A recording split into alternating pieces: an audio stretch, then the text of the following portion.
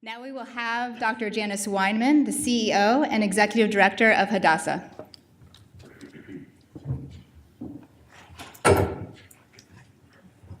Good. You? Good morning, everybody. I'm Janice Weinman, as you've just heard, and the CEO of Hadassah, which is an organization made up of 300,000 women throughout the United States with institutions, as many of you know, in the state of Israel. Many of us, in fact, all of us, are daily confronted with issues having to do with BDS.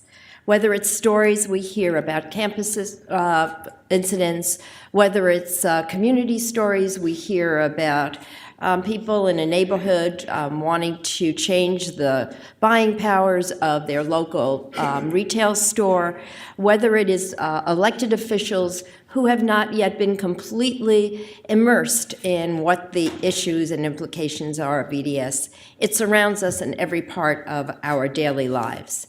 I would like to posit a few maybe controversial points this morning to start us off. I would say that first of all, in order to be effective in our outreach and communication about Israel, our advocacy needs to address the concerns directly that some of the people have about the behaviors and about the policies of Israel. We can't only talk about our accomplishments, as we do at Hadassah, with 2 hospitals that serve every single person of every background, whether they're Palestinians, whether they're Arab Israelis, whether we train them in their communities or not. We can't just talk about our accomplishments, but we must, in fact, discuss with those who question us those issues that are necessary for us to confront with people of different backgrounds. When talking about Israel, we must recognize that the end goal is not necessarily to change the minds of those who do not support Israel's right to exist, but rather we have to create an open and safe space to dialogue about the demographic values that we share together. In this regard, I'd like to tell you about a few things that Hadassah has done with some of the organizations that are represented here today. For example, with the JCPA, which, as you know, is a partner of the Jewish Federations, we created a book called How to Talk About Israel. What this document does, and you can get it on our website, what this document does is to provide scenarios in which people can address some of the difficult issues that they don't know how to confront without a background in order to do so. So often our students, so often people who represent the community have never had the practice, the experience of dialoguing with others who have a different point of view. And what this monograph does on behalf of so much of the Jewish community, the Jewish Federations, the JCPA, Hadassah, and so many others, is to role play scenarios in which people can talk about what are the examples, what are the policies, what are the issues that, in fact, we need to be talking about in ways that we have never done so before.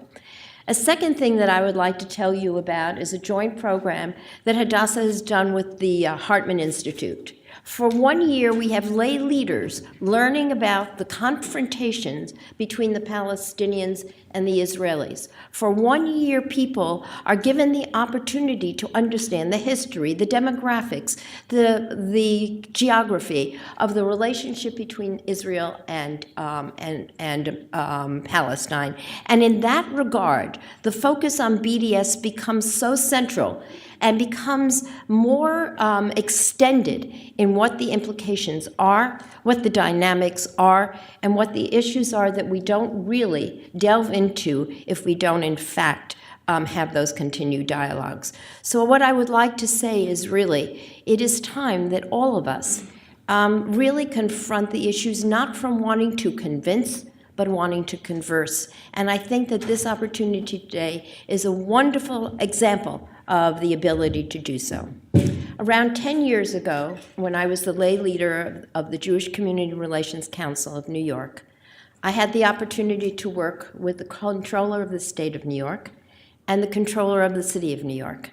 And what we did was to transfer the New York State and the New York City pension funds from those companies that supported BDS to those that did not.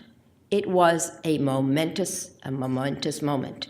And I tell you this because similar action can be taken by those of you who manage institutional funds. While most of the conversations about BDS focus on campuses and communities, the greatest impact can be made through cautious and targeted investment policies that recognize the consequences of BDS.